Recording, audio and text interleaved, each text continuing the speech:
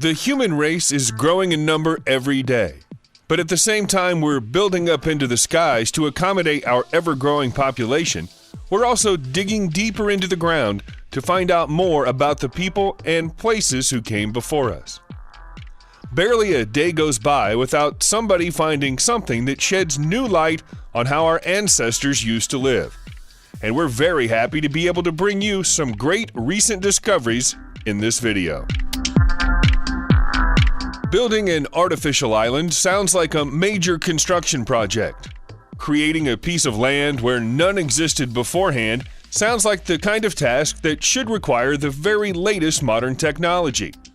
But in reality, our ancestors were capable of the job thousands of years ago.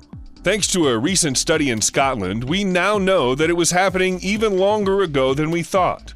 The Cranegs, a series of tiny rocky islands made from boulders off the Scottish coast, had long been thought to be the creation of Iron Age builders around 2,800 years ago. Radiocarbon dating now has proven that they're closer to 5,600 years old and must have been put there by Neolithic people. Fragments of Neolithic pottery discovered by divers swimming below the islands has confirmed the finding. At only 30 feet across, each artificial island is tiny, but the intricacy of the construction is incredible for the time they were built. Some even have stone causeways to connect them to the mainland. When British soldiers burned the port of Brunswick town in North Carolina to the ground in 1776, they destroyed a lot of American history with it. But they didn't manage to erase the traces of the past completely. Earlier in 2019, archaeologists uncovered the remains of an old colonial building, and it appears that it may have had quite a colorful history. A student using ground-penetrating radar found a 400-square-foot building 5 feet below the land and alerted his senior colleagues. Now that it's been excavated, it's giving up the secrets of days gone by, because items like tobacco pipes, liquor bottles, goblets, and wine barrels were found in the old building's crawl space. Experts believe that this was once a thriving tavern, and it may even have been a brothel. Straight pins, fasteners, and thimbles certainly indicate there were once many women here.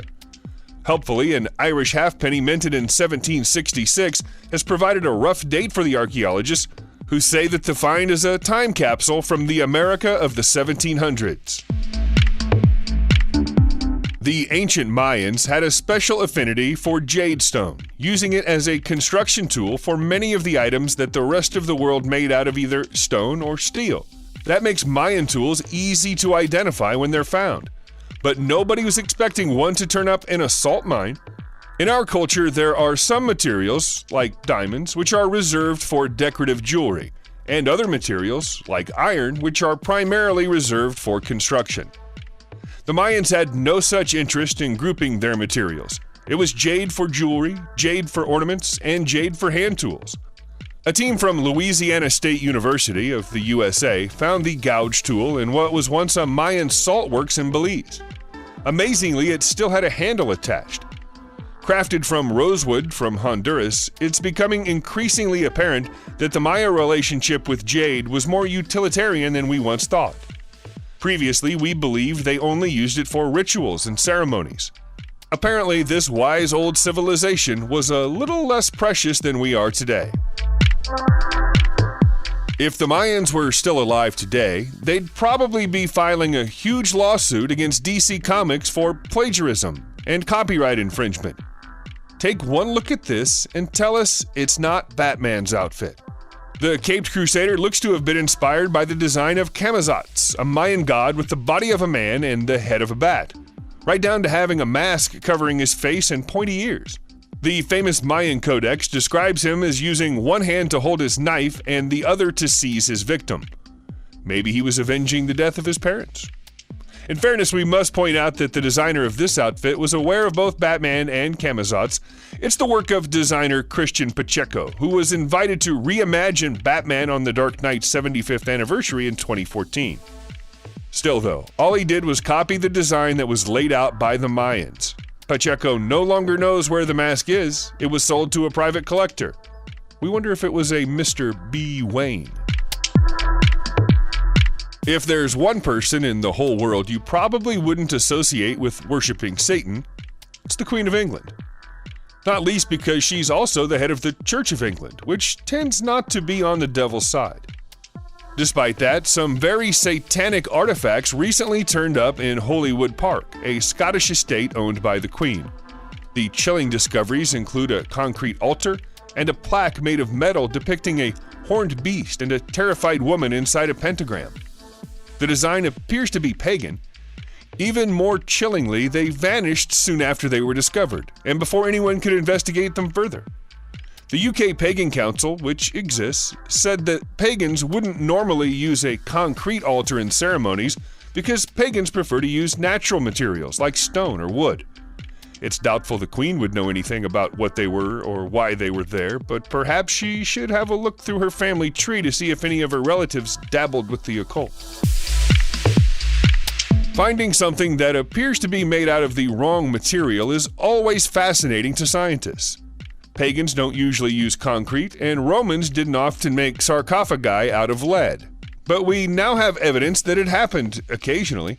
A team performing what they expected to be a routine check below a building in Granada, Spain, were lost for words when they found the ancient Roman coffin there waiting for them.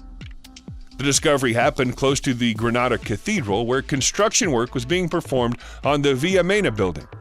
It was known that the building stood on top of a previous 14th century construction site, but now it seems the 14th century construction may have been built on something even older. The sarcophagus was 12 feet below the surface and dates back to around the year 300. Lead would have been an expensive material to have someone buried in, so whoever was inside must have been rich, important, or both. It's not yet opened, and nor has anyone confirmed they eventually intend to open it.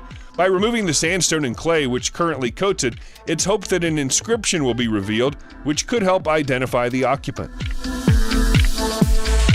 Uncovering an ancient well that hadn't been seen by human eyes for more than 2 centuries was more than enough to persuade archaeologists to take a trip to Scotland. Finding out that the well contained far more than just old rocks and water was just a cherry on the cake. The old well at Mither Tap Hilfert was referred to in many ancient texts and was covered over at least 2 centuries ago. But when it was uncovered again, it was evidently far older than 200 years. It's thought the hilltop was first occupied 3,000 years ago, and the well may go back as long as civilization in the area does. It's a deep water well built using blocks of granite and surrounded by standing stones, which suggest a ceremonial use. Given that the well is far older than anyone anticipated, it's now hoped that it may shed further light on the ancient Roman settlement which is known to have existed here, which housed 2 entire legions. There are some discoveries which lead to more questions than they do answers. Historians and archaeologists thought they had the full history of Ireland fairly well worked out until a recent find in Sligo put a huge question mark over the accepted narrative of events in the region. Archaeologists were excavating an existing series of prehistoric monuments in the Carrowmore region when they uncovered a megalith that doesn't fit or match with anything previously found in the Emerald Isle. Carrowmore is already one of the most important parts of Ireland for archaeology, playing host to a series of tombs which are over 5,000 years old. Initially, the team thought they were working inside a barrow, but they now know it isn't a barrow at all. They just can't find the right words to describe what they found. It can best be described as a circular ditch around a raised platform upon which sat a thick layer of stone, carved into the circle to match the ditch. Below the stone, the soil is full of charcoal. Something was burned here, and something was placed upon that platform. But what could it be? For all the exciting discoveries that archaeologists make, it's often still gold coins which are valued at the highest price. And so it proved to be the case for a lucky amateur detectorist in Britain recently. A 30-year-old armed with nothing more than a basic metal detector found a coin made of 24-karat gold in Dover, Kent, while searching a field which had been recently plowed. Finding a gold coin is lucky, but finding this particular gold coin was like winning the lottery. It's one of only 24 Roman Aurus coins with the face of Roman finance minister Electus stamped on them ever discovered, and it's 1,700 years old. Electus was especially notable for trying to annex Britain away from the Roman Empire. As some in the country now say, he was the first Brexiteer. The auction house, which handled the sale of the coin, expected it to fetch somewhere around $125,000. When all was said and done, it was bought for an incredible $700,000, making it the most valuable Roman coin mined in Britain ever to be sold. The man who found the coin in England may have been an amateur, but he was at least looking for treasure.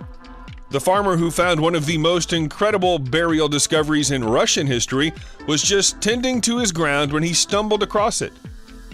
Rustam Mudyev, who owns a farm in Nikolska Astrakhan, was toiling in his field when his spade struck a bronze pot. He took it to a museum. The museum called in professional archaeologists, and then other ancient treasure after ancient treasure was found in the ground. Expert diggers found a rich burial ground at least 2,000 years old and containing the remains of what's believed to have been a nomadic king of the Sarmatan people, who lived from 500 BC to 400 AD before being wiped out by Romans and Huns. Further bodies found around the king may have been his family, and the gold jewelry with its turquoise inserts denotes their wealth. The king was still wearing the remnants of his gold-leafed cape when he was found. Astrakhan's regional governor, Sergei Morozov, hopes the site has more to tell historians about what life was like in the area 2 millennia ago. Thanks to movies like Jurassic Park, we like to think that we know what dinosaurs look like, but we could all be wrong. The standard depiction of a dinosaur is the best guess of scientists. We can't say for sure whether they had feathers or not. Now we're finding new dinosaur skeletons which make us look at them in a whole new light, because a newly discovered species of the giant lizard seems to have had tailbones shaped like hearts. The new dinosaur has been given the catchy name of Mainamawamtuka Moyawamking, which is taken from the Swahili for tail made of hearts. It's an offshoot of a titanosaur and has been found under cliffs in Tanzania.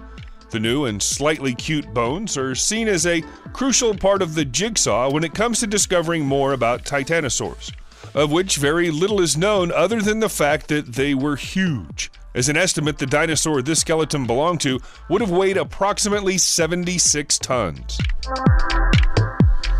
Everybody knows who Christopher Columbus is, but fewer people are familiar with his illegitimate son, Hernando Colón, which is a shame because during his lifetime in the 16th century, Colón tried to create the largest library in the world. Colón accumulated over 16,000 books, barely a quarter of which still survive. The remainder were thought completely lost to time until now. The discovery of the Libro de los Epitomes in Copenhagen hasn't given us any of the books back, but it has given us a hint of the old world literature which is now completely lost to our world. The 500-year-old find is a catalog intended as a guide to Colón's library. The index had long since been thought lost, but was discovered among a collection of Arne Magnusson, who donated all of his books to the University of Copenhagen after his death in 1730. Nobody noticed the Libro de los Epitomes at the time, and so it's been gathering dust on a shelf ever since. The manuscript is now being digitized slowly and carefully, in the hope that it will be available to readers everywhere in the world by 2020. Subscribe to the channel and turn on notifications, and you will be the first to know when a new video comes out. Thank you for watching, and see you in the next video.